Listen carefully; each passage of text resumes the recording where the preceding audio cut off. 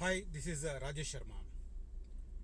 మనకు outer ring road నుంచి regional ring road మధ్య ప్రాంతం ఇప్పుడు భవిష్యత్తులో అత్యంత కీలకం కాబోతుందని గత 6-7 నెలలుగా రాష్ట్ర ప్రభుత్వం వైపు నుంచి జరుగుతున్న డెవలప్మెంటల్ యాక్టివిటీస్ని, హెచ్ఎండిఏ ప్లాన్ ప్రిపరేషన్లో వస్తున్న వార్తలని, అదే రకంగా ఫ్యూచర్ సిటీకి సంబంధించిన డెవలప్మెంటల్ యాక్టివిటీస్ ప్రకటిస్తున్న విధానాన్ని తరచి చూస్తే మనకు కనిపిస్తుంది. సో మొత్తం మీద ఔటర్ రింగ్ రోడ్ నుంచి రీజనల్ రింగ్ రోడ్డు మధ్య రకరకాల డెవలప్మెంటల్ యాక్టివిటీస్ని టేకప్ చేయడం ద్వారా ఆ ఏరియాను హైదరాబాద్ విస్తరణలో ఒక భాగం చేయాలని ప్రభుత్వం భావిస్తుంది.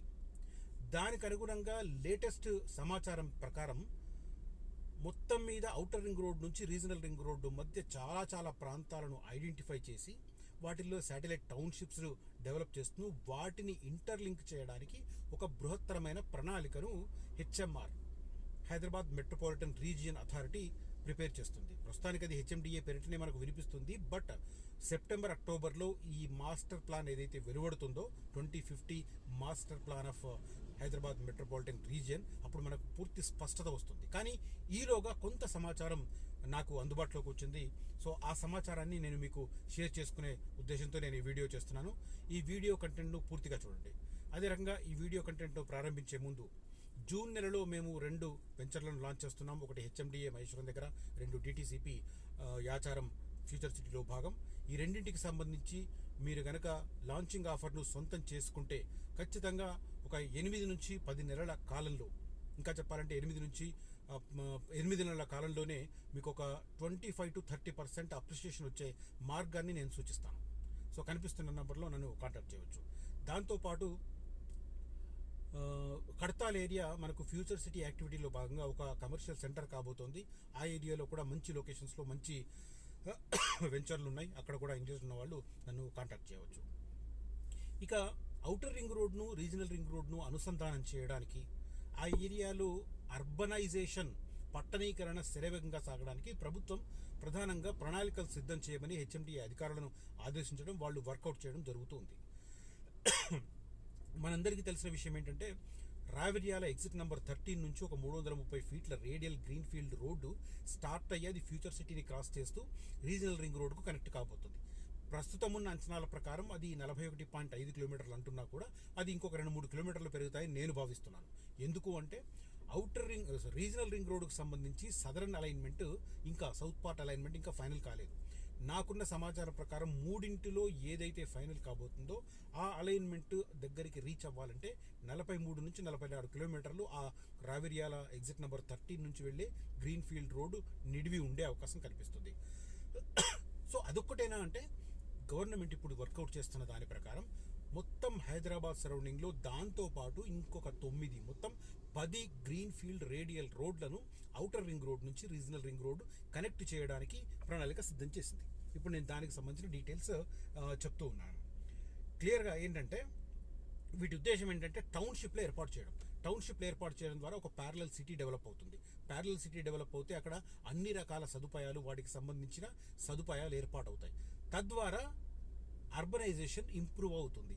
అది ఎందుకంటే ఫ్యూచర్లో తెలంగాణకు సంబంధించి చూస్తే ఔటర్ రింగ్ రోడ్డు లోపలంతా కాస్మోపాలిటన్ కల్చర్, కాస్మోపాలిటన్ సిటీ, తర్వాత ఔటర్ రింగ్ రోడ్ నుంచి రీజనల్ రింగ్ రోడ్ మధ్య అర్బనైజేషన్, ఆ తర్వాత రీజనల్ రింగ్ రోడ్ నుంచి మిగతా ఎంటైర్ తెలంగాణ అంతా ఒక రూరల్ తెలంగాణగా ఉండబోతుంది. అఫ్కోర్స్ దాంట్లో మళ్ళీ పెద్ద టౌన్స్ ఉన్నాయి, లేవని కాదు. నిజామాబాద్ కావచ్చు, కరీంనగర్ కావచ్చు, వరంగల్ కావచ్చు, ఖమ్మం కావచ్చు, నల్గొండ, మహబూబ్ నగర్ లాంటి ప్రీవియస్ డిస్ట్రిక్ట్ హెడ్ క్వార్టర్స్ ఏవైతే ఉన్నాయో అవి కూడా ఆల్మోస్ట్ అన్ని మున్సిపల్ కార్పొరేషన్స్ అయ్యాయి. కాబట్టి అవన్నీ అర్బనైజేషన్. కానీ అది కాకుండా మిగతా ఏరియా అంతా మనం రూరల్ తెలంగాణగా పిలిచే అవకాశం కనిపిస్తుంది. దీనికోసం ఔటర్ రింగ్ రోడ్ నుంచి రీజనల్ రింగ్ రోడ్ వరకు అధునాతన సదుపాయాలతో టౌన్షిప్లు నిర్మించనున్నారు.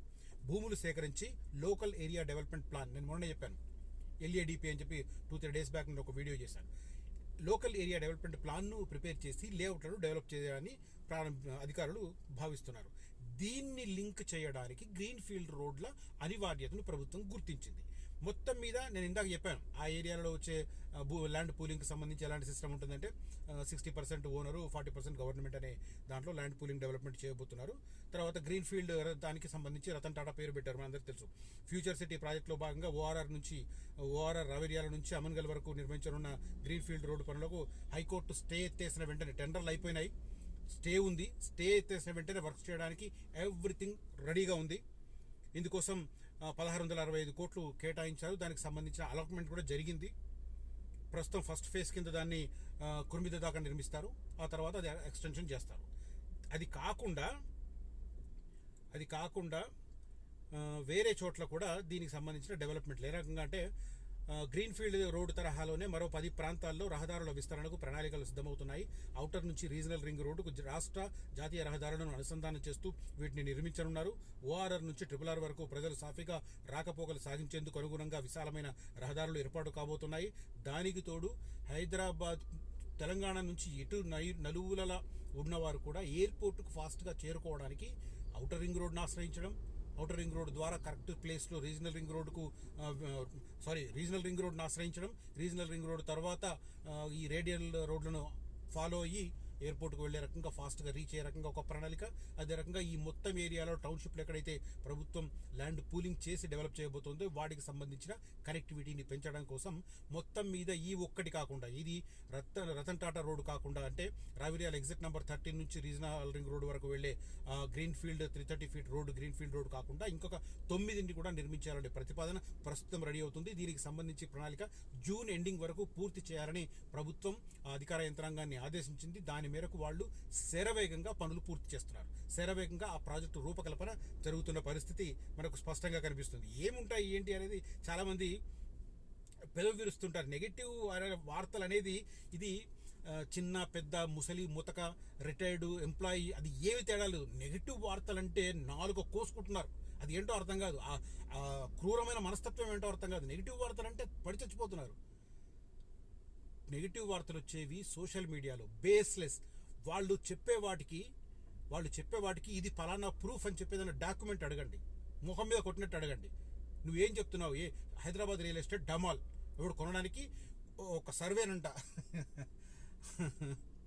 వేచి చూసే ధోరణి ఎక్కువ మంది అవలంబిస్తున్నారట. ఒక్కసారి సబ్ రిజిస్టర్ ఆఫీసులో వెళ్ళి చూడండి రిజిస్ట్రేషన్స్ ఎంత ఫాస్ట్గా అవుతున్నాయో.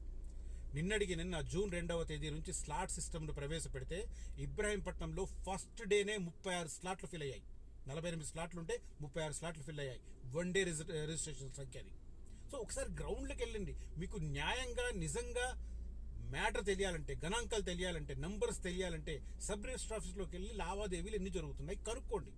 అంతేగాని వేగ్గా ఎవడో యూట్యూబ్లో చెప్తాడు, వేగ్గా ఎవడో వాట్సాప్లో స్ప్రెడ్ చేస్తుంటాడు, సోషల్ మీడియా వచ్చి ఫేస్బుక్లో పెడుతుంటారు డమాల్ డిమేల్ అని.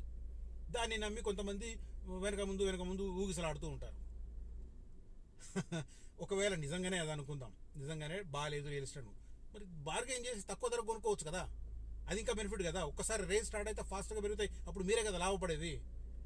దాన్ని కూడా అడ్వాంటేజ్ తీసుకునే ఒక మనస్తత్వం ఉండాలి, అంతే తప్ప నెగిటివ్ లేదులే వేచి చూద్దాం జీవితకాలం వేచి చూస్తూనే ఉంటారు. సైబరాబాద్ చూసాం కదా, మాదాపూర్ కొండాపూర్లో జాగాలు కొందామని వెనక ముందు ఈ డబ్బులు చేతిలో పెట్టుకొని వెనక్కి వచ్చిన వాళ్ళు ఉంటారు.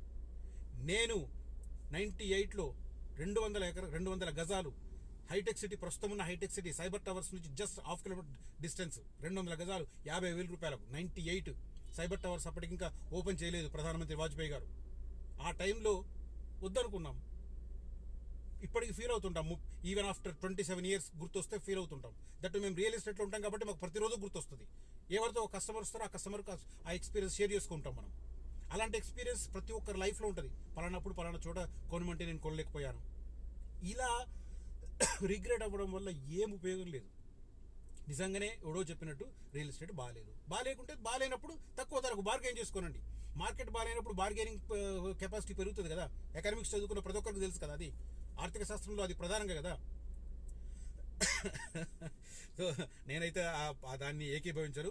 మార్కెట్ బ్రహ్మాండంగా ఉంది, మార్కెట్ బాగుంది, డెవలప్మెంటల్ యాక్టివిటీ బాగుంది. ఒకటి చూడాల్సింది ఏంటంటే ప్రభుత్వం ఎటువైపు ప్రాజెక్టులను అనుమతిస్తుంది. ప్రాజెక్టులను టేకప్ చేస్తుంది. ఈ ప్రభుత్వమైనా, గత ప్రభుత్వమైనా, వచ్చే ప్రభుత్వమైనా ఎటువైపు వెళుతుంది ఒకసారి స్టడీ చేయండి.